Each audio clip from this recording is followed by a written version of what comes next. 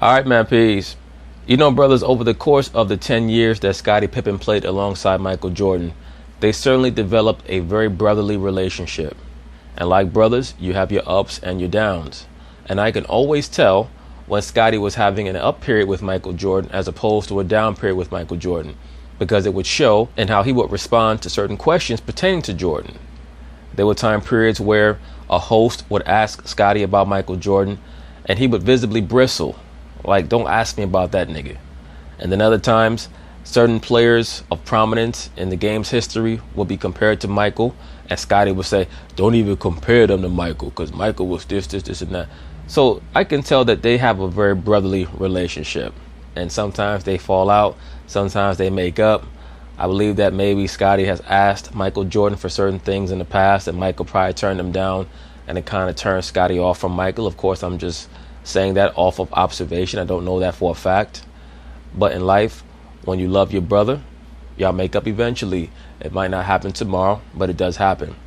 And I think that that is the reason why Scottie Pippen has gone out of his way to make so many, I won't even call them disparaging statements about LeBron James, but he's been very transparent about how he quote unquote feels about LeBron James. And I think that he also has a love-hate relationship with LeBron, because I think that Scottie sees a lot of himself in LeBron. LeBron James is pretty much Scottie Pippen on steroids, no pun intended. But that's basically what he is, or at least what he was before he stopped playing defense.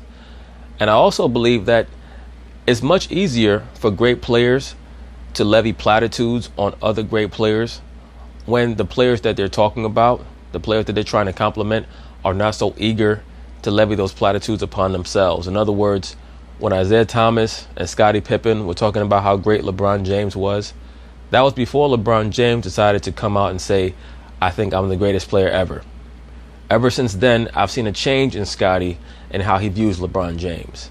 And of course, over the course of this interview, he's also going to make what's becoming his relatively regular jabs or disparaging remarks towards James Harden.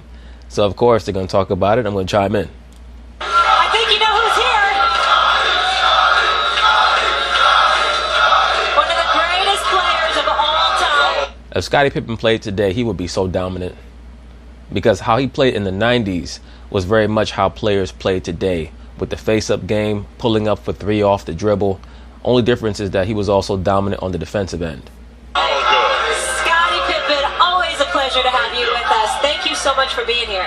It's a pleasure. I want to start with this. So, I heard you say that LeBron's being asked to do more than Michael Jordan in his era, and somebody got all sorts of fired up. I don't recall about that statement, like real fired up. I need to hear that statement again. Yeah, I don't. LeBron Is asked to do more than Michael? Than Michael Jordan in his era. Meaning on the court? Yes. Yes.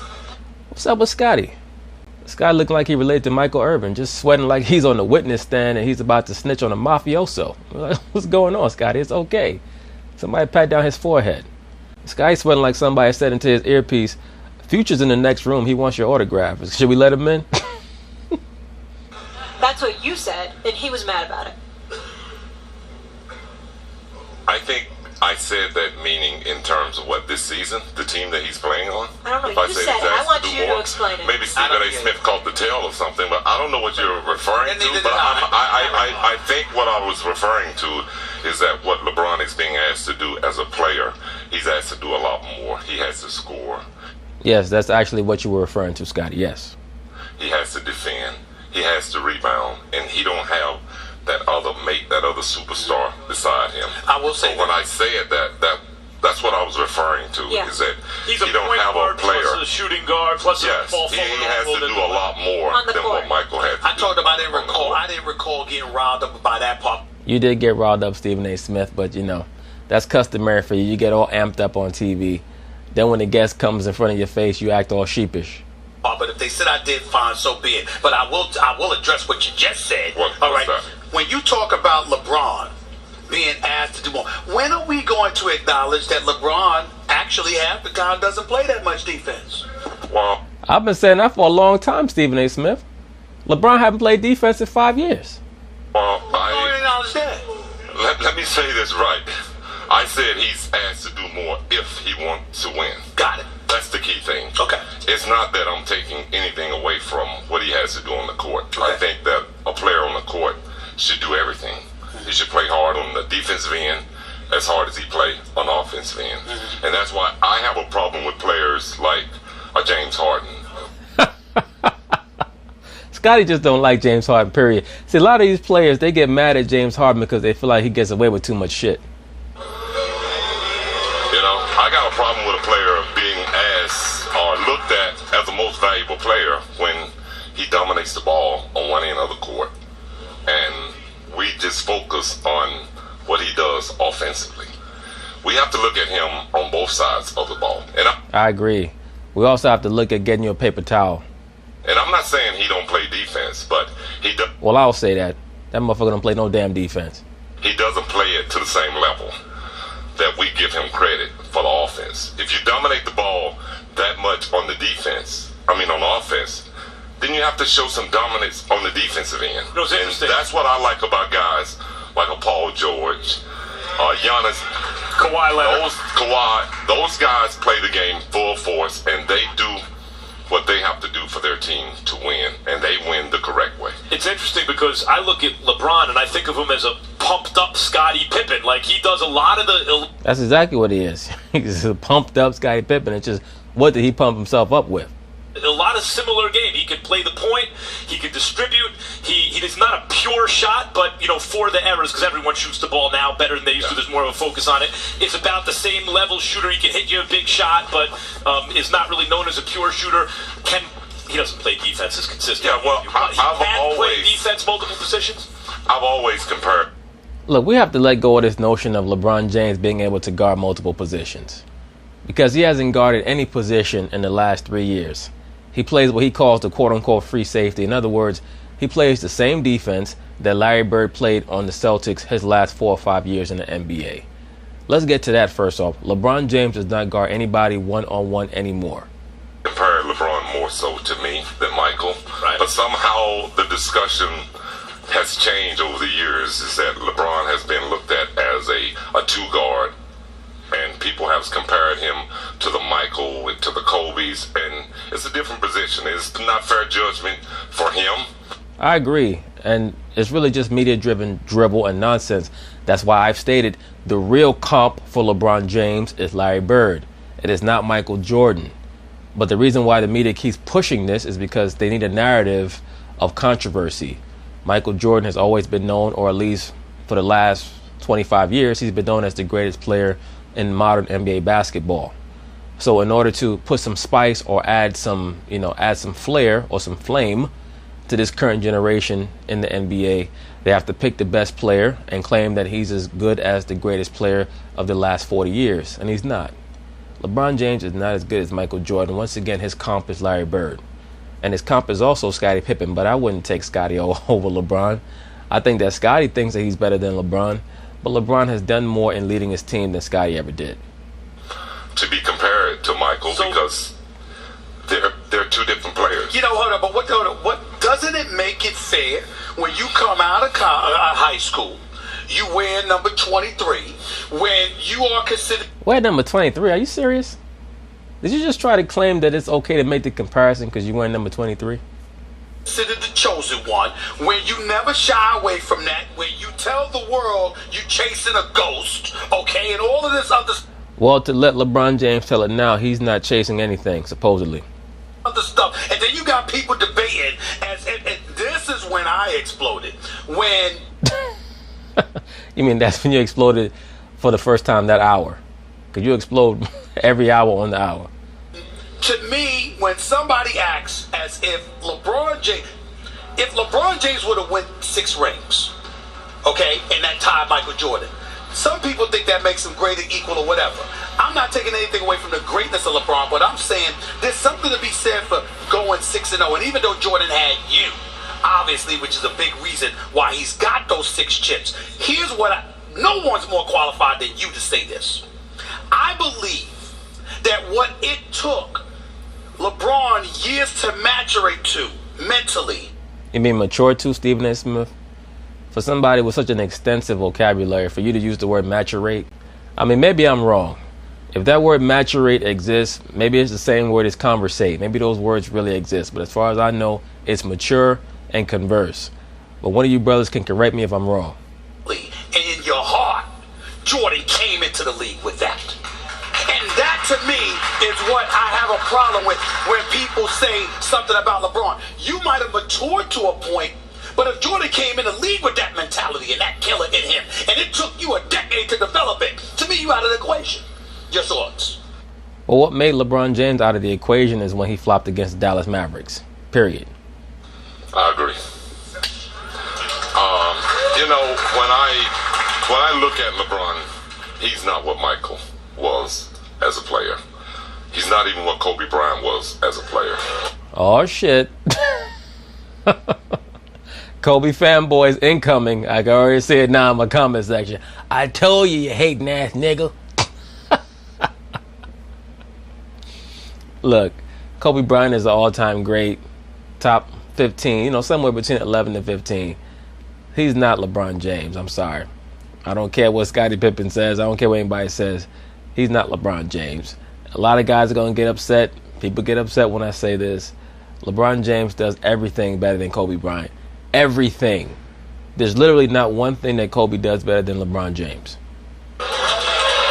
So, you know what? Let me correct that. He's a better free throw shooter. when you talk about trying to compare Michael's instinct, his ability to take over games, his ability to want to have that last shot. And demoralize you. Yes. And not just want to have the last shot, but to make the last shot. Because Kobe Bryant fans state that Kobe has the same killer instinct as Michael Jordan. Well, I would not call it the same killer instinct. I would call it the same. He had the instinct to have the killer instinct. Because his efficiency and his proficiency rates on game-winning shots was so low. The only thing that it conveyed was that, to be quite honest with you, he was a selfish player down the stretch of games. It's scared the living hell out of you. LeBron doesn't have that gene. So, Scottie, That's not in him. Right. Kobe has that gene. I see a little bit of it in Paul George. I see a little bit of it in Kawhi. Stop it, Scottie. Stop. It's very obvious that you're trying to give a hot take. You see the clutch gene, you see the killer gene in Paul George. The man had been in the league for 8 years, never made a game-winning shot until this year. Just stop. These are guys, Westbrook. These are guys, See, really what Scottie's mad about is that he sees LeBron James dogging it on the defensive end recently. So now he wants to attack LeBron because of his defense. And look, I get it. I think that LeBron James has been overrated as a player. And when I say overrated, when you talk about him being arguably the greatest player ever or second somewhere around Kareem, like, stop. LeBron is right outside the top 5. I mean, you can make the case. You certainly can make the case that many players that I have behind him in my top 10 are above him. Hakeem, Shaq, Tim Duncan. You can make great cases for putting those players above LeBron, and I really wouldn't mind.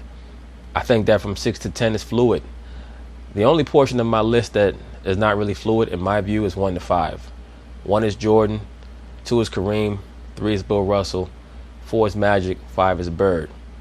6 to 10 is fluid, because you could certainly put Tim Duncan over LeBron. Tim Duncan faced LeBron twice in the finals. One time, he beat LeBron when LeBron had the super team in Miami. In 2013, he should have beat him that year if it was not for Ray Allen. So you could certainly make the case for Tim Duncan over LeBron James. Hakeem Olajuwon, greatest and most highly skilled center, in my view, that I've ever seen. Dominant defensive player, not even talking about how he revolutionized the game on offense. Shaquille O'Neal, the most dominant player of the last 45 years, physically the most dominant player of the last 45 years, no question about it. Wilt Chamberlain, arguably the greatest natural athlete of the 20th century, holds most of the individual records in the history of the NBA. So you can make great cases for those players being above LeBron James. I just think that LeBron James was the next step in the evolutionary chart when it comes to Magic Johnson and what many of the other players brought to the game physically. It's just that where LeBron lacks in comparison to Magic and Bird is his understanding of team concepts and how to play within a real system. He can't do that. That's why he's ranked below those players in my view. But when you compare LeBron to Kobe, I mean, give me a break. LeBron, better passer, better scorer, better shooter, better rebounder, better in the clutch. I mean, come on. People going to get mad at that. I don't give a shit.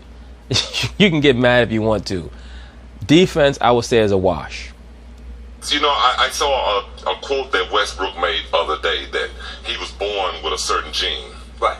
Not too many kids have that gene. And if they do have it, they're not willing to bring it out. He said he was born with, I don't give a... Yeah. Oh, you know, Westbrook is so like, not too many players Westbrook. go on the basketball court with that. And I can sit here and say today that I watched LeBron the other night, and the game was on the line. Yo, Scottie looked mad as hell. And he made little or no effort to go after the ball. He's talking about that game against Boston. He's talking about the last play of the game when the ball bounced out. And LeBron made no real effort to go after the basketball. Rondo had to get it and, of course, hit the game-winning shot.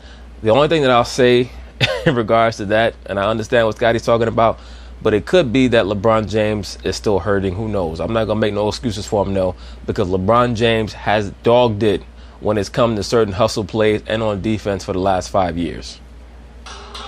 Well, he is 100 years old. He has more miles on his legs. Like, LeBron at this point has played more minutes than, like, Jordan did when he was on the Wizards by that point in his career. So, right, but Michael Jordan, he never dogged it. Didn't matter. I remember one of Jordan's last games in Madison Square Garden with the Wizards. There was a play where he dove for the ball, and he banged his face against the parquet floor. Damn near knocked a tooth out. the fact that he's still performing on this level, that's gravy. Like that he's not diving on the ball for the loose ball like in clutch time. He's done that in the past. It's that clutch gene. Okay, I agree. Okay, look. I'm not taking it away that he don't know how to win and he's not willing to have the ball in his hands. Mm-hmm. But the players that got that clutch gene, they're gonna go get that ball. Right. And Jordan, that puts him over LeBron. But LeBron is better enough than everyone else you just mentioned that he's over them in spite of not having that clutch gene, right? That's the only thing that I knock LeBron about is not having that clutch gene. Right. But a lot of players don't have that clutch gene. Right, you didn't have it. I mean, shit. And a lot of players don't have that opportunity to even develop that clutch Scottie, gene. I want to get... That's the excuse that he's making for himself. Because guy, he don't got the clutch gene. So he threw that in there at the end. And a lot of players never got the chance to develop the clutch gene. Well, bruh, you don't develop a gene. You just pretty much put it out there that it's either in you or it's not. So, I mean, come on. The gene is always going to come out. It's something that you're born with and it's always going to show. The clutchness is going to show whether you have a chance to quote-unquote develop it or not. You had opportunities to make game-winning shots. You almost never did. Scottie probably made 1 or 2 game-winning shots in his entire career, game-winning jump shots. Scottie was not a clutch player. He played clutch defense. But when it comes to clutch offense, no, that was just not him. But he was a phenomenally clutch defensive player. I'm going to give this to you and Max. This is the only thing I want to say, and then I want to leave it to both of y'all. I believe, based on what I've seen, no one fears LeBron. Especially now. You can tell they don't fear him anymore. No. They respect him, but they don't fear him. They feared MJ, they feared Kobe, and to a lesser degree, even though this is different because they're not the player that LeBron James is, I think the Westbrooks of the world, even a Steph Curry of the world, there's guys who want to court. They are scared. They walk into the court. Tell me if I'm wrong. They go on the court scared about going against those guys. They do not fear LeBron. Your thoughts, Scottie? Look, let me say this. They respect LeBron James a great deal. I'm not quite sure about the fear concept that Stephen A's putting out for Westbrook and some of these other players.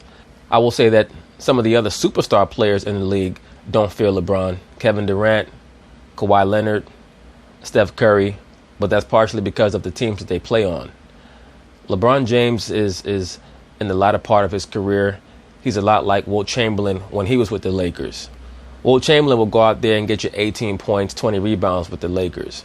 But if they needed him to, he could score 45 points in a game. This one. Why?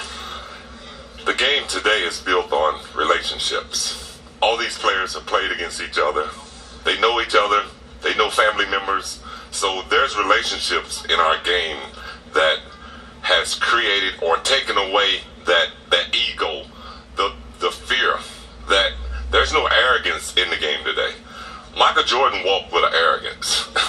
You know, guys feared him in the game. Even guys that were in the game before him, the Isaiah, the Magic, none of those guys wanted Michael to win. Uh-oh. Damn, Scottie going ham on everybody. That was a whole thing back in the late 90s, late 80s, early 90s, is that Jordan would never win and this and that. He's telling us facts, though.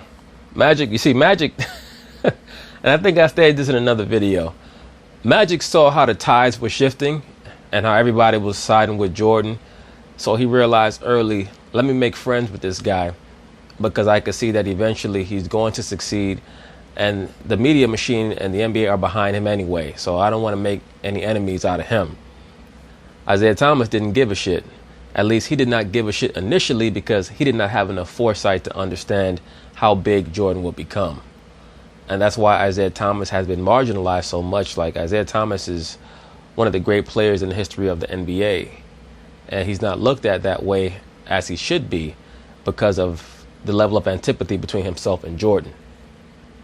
Well, there were no relationships, so everyone did hate each other, you know? Bullshit, Scottie. Just stop it. You were friends with Karl Malone. Knock it off.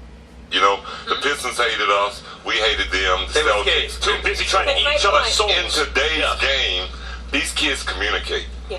So we can't ask them to hate each other when we see them hugging each other at the start and of nobody the game. is instigated that hug fest more than LeBron. Stop it. We can go back and watch the 1993 NBA Finals, and Michael and Charles Barkley were joking around. They were hugging. As a matter of fact, the Phoenix Suns used to go to Michael Jordan's restaurant in Chicago during the finals. Okay? During the finals. Let's go. You know, LeBron, let's go. Scottie, And hang out with Jordan, by the way. Scottie, sticking around with us. We got plenty more to come here on First Take. But anyway, that's basically it on that.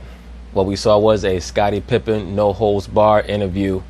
I have to wonder what he was inhaling that morning or snorting that morning or drinking that morning because, I mean, damn.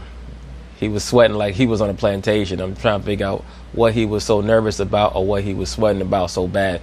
Maybe he knew that he was about to go ham. Who knows? But good interview nonetheless. So peace.